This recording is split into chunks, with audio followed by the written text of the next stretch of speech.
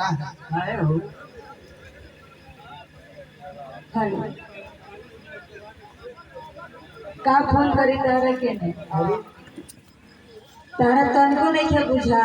कि हम तारा के काहे नहीं के फोन करत आए देखो पर माई बाबू हमर शादी कर दे हम ससुरा चल गए ससुरा से नैहर आइल बानी माई बाबू से भेंट करे आइल बानी तारा से यही से जात रहनी तो तू लव करत ऐसे भेंट कर लेनी है रहल बात फोन कैले के तो अपना पियवा के आगे अब तो हर याद कहाँ से आवेला यही से तारा के हम ना याद करिला ना फोन करिला चिन्हा गई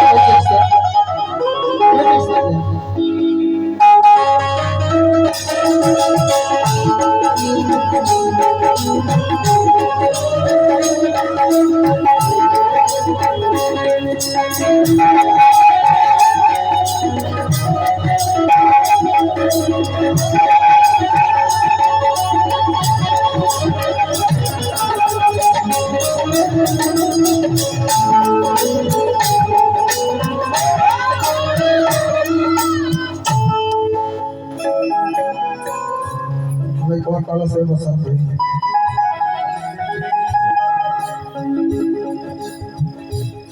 जब ससुरा सनम बिहलवई संजन हम जब ससुरा सनम बिहलवई संजन हम अभी हमारा तुला बरलू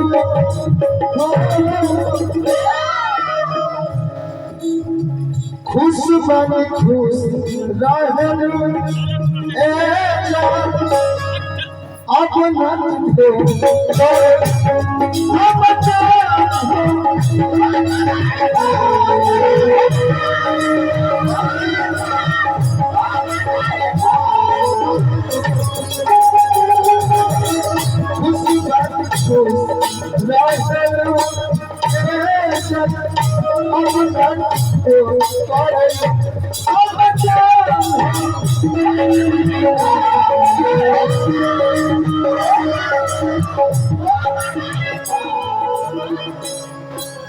केदार जी पुरस्कार दिल बानी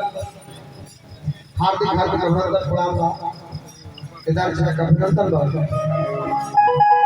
लड़का कहल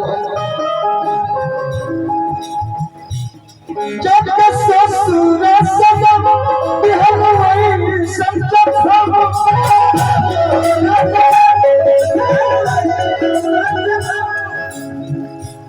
अभी हमारा तुला बरलू